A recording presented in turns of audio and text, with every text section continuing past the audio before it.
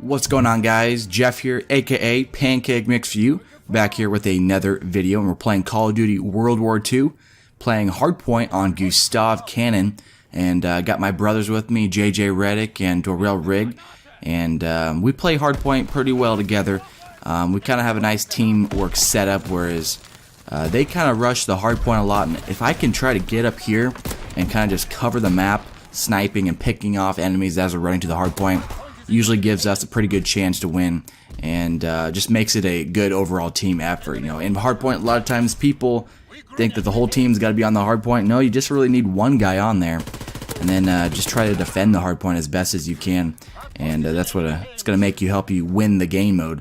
And used to play a lot of domination in this game, and we got some exciting news about some changes coming to domination if you didn't know about. But currently in the game, domination kills are only worth 50 points, and it's kind of a little, it's not enough, I don't think, because it makes getting your score streaks very tedious and difficult to do. Because, I mean, if you look at, say, the ball turret gunner, the highest kill streak in the game, it's going to take you like 34 kills just to get that score streak on domination, because most game modes are 100 points per kill, but domination, for whatever reason, is 50 points per kill. Now, I know that capturing objectives and whatnot give you points, but so does hardpoint here, but we still get 100 points per kill in hardpoint, and that's really why I play hardpoint more often, because I can get so much more XP playing hardpoint than I can domination. Have that little quick scope there with the Kar98.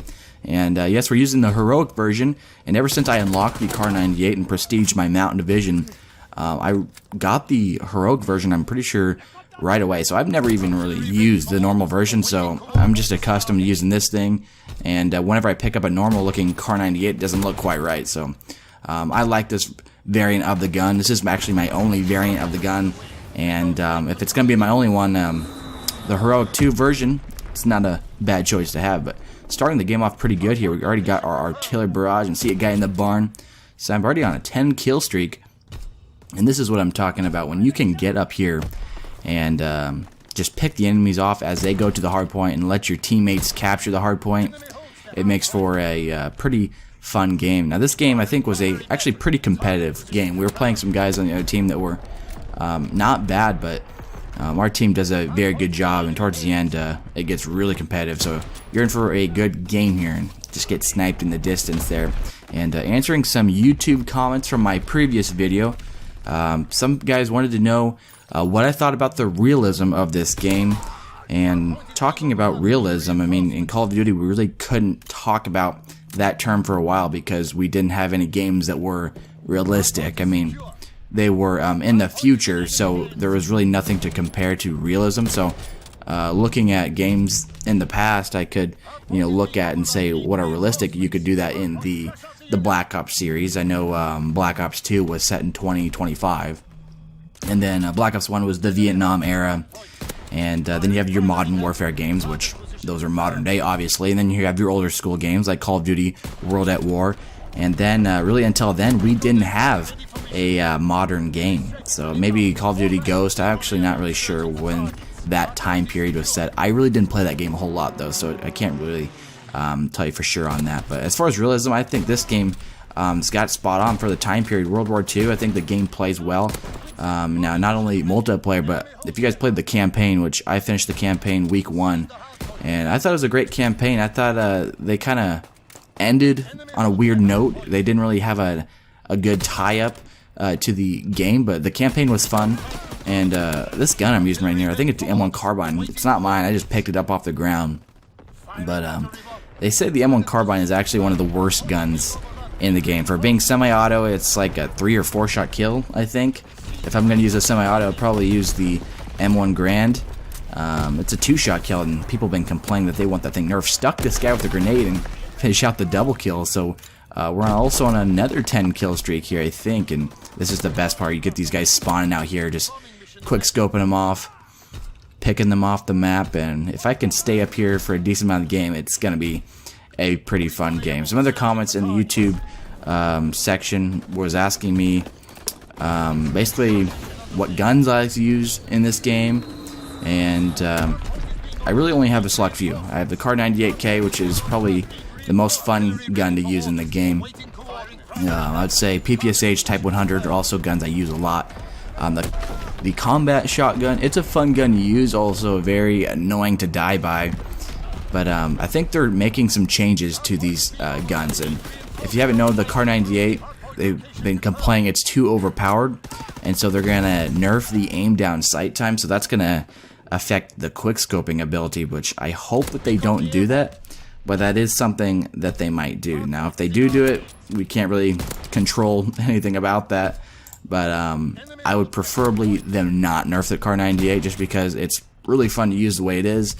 Now, if you're on the other side of it, yeah, it's probably pretty annoying, and you could argue that you think it needs to be nerfed, but in my opinion, I think that they just leave the sniper rifles as is, and it's the last one to unlock, so that should be the most powerful sniper rifle in the game. So if they do nerf it, you know, the most powerful right now is the M19 something. I'm not quite sure what it's like M1903, I believe, although there is like no aim assist on that sniper rifle, so it's a little bit different. And then the Lee, if you guys use the Lee is a hit marker machine. I can't even deal with that gun. I used it for pretty much the entire time that I've been playing the game up until I got the Kar98, and then when I unlocked this thing, I was like, wow, I could not believe I was using that Lee. But also looking in the YouTube sections, we had a number of guys asking for a sniper rifle video, and so this is what you got. I hope you guys are enjoying it so far, and towards the end of the video, I do have a pretty awesome clip that I think you guys are going to enjoy. I think I pick off like 3-4 guys right in a row, all pretty close together, and I believe it's the game, or there's actually no game-winning kill anymore. It's the play of the game, which I think is pretty cool, because a lot of times, oh, here it is, guys, right here. There's 2, 3. Can I get one more? There he is in the distance. And one thing, that was a pretty cool clip. I can't get these guys. Ran out of ammo. And yes, I'm still using extended mags on this gun, and it only adds 2 shots, I believe.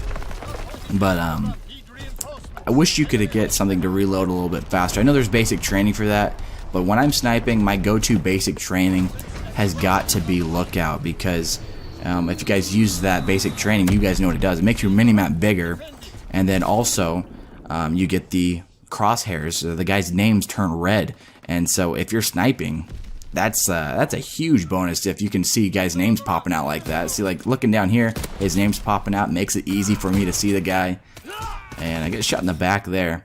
But that's why I think the lookout is so good. I mean, it just helps your sniping. So if you guys are snipers and you're not using lookout, I strongly recommend you try it out, because look at this, there's a million guys down there, and I get picked off there. But we're getting close to the end of the game, and I wasn't on the hard point too often.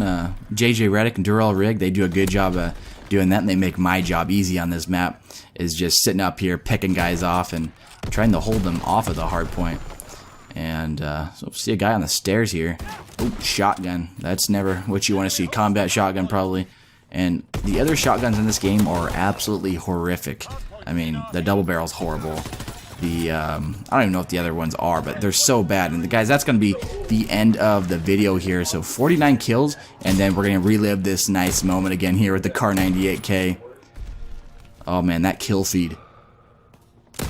And there it is. So that's the game there, guys. Hope you guys enjoyed this sniper rifle gameplay with the Kar98k. Be sure to drop a comment down below what you want to see in the future.